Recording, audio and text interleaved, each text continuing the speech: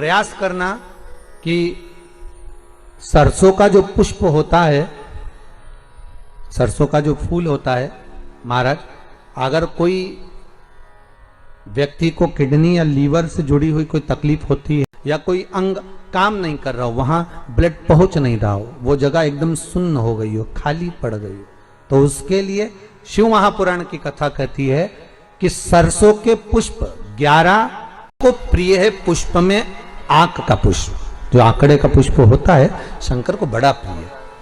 और दूसरे नंबर पर शंकर को प्रिय है शमी का पुष्प, बहुत ध्यान देना महाराज। तीसरे नंबर पर शंकर को प्रिय है महाराज सरसों का पुष्प। सरसों होती है ना, जो राई अपन बोते हैं, सरसों बोते हैं, उसमें पीले कलर का जो पुष्प लगता है। हमारा तो निवेदन रहता है जब तक सरसों आए तो प्रयास करा करो कि सरसों के 108 पुष्प शंकर भगवान पर चढ़ाना प्रारंभ कर दो। महाराज ये पक्का है कि वर्ष भर कोई बड़ी बीमारी आपको घेर नहीं सकती अगर सरसों के फूल शिव को चढ़ रहे हैं तो।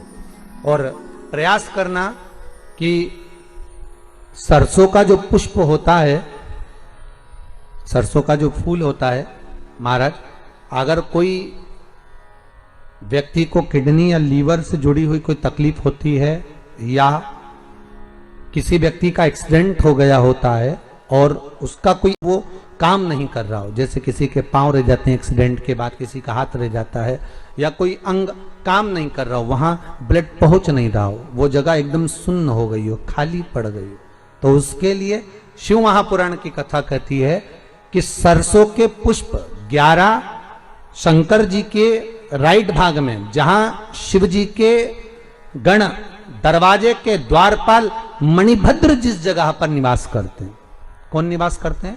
मणिभद्र। शंकर जी के दरवाजे के द्वारपाल हैं मणिभद्र जी। तो मणिभद्र दरवाजे के द्वारपाल में राइट भाग में मणिभद्र जी विराजते हैं। मतलब राइट भाग कौन सा हुआ? जब आप मंदिर से बाहर निकलेंगे तो राइट भाग, मंदिर में प्रवेश करेंगे जब राइट नहीं होना चाहिए, आप मंदिर से जब जाएं तो राइट भाग।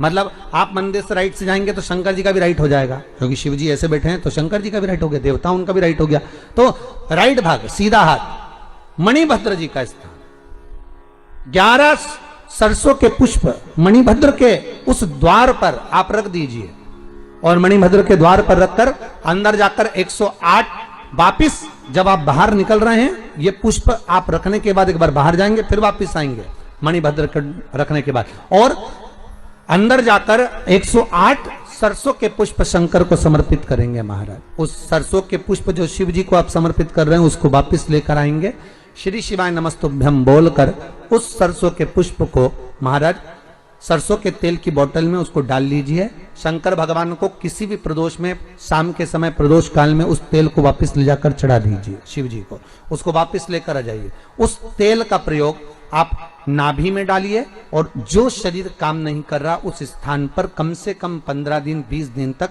उसकी मालिश करना प्रारंभ करिए। बाबा चाहेगा तो चलाने का प्रयास कर देगा और वो अंग, वो शरीर काम करने लगेगा। मणिभद्र का स्मरण,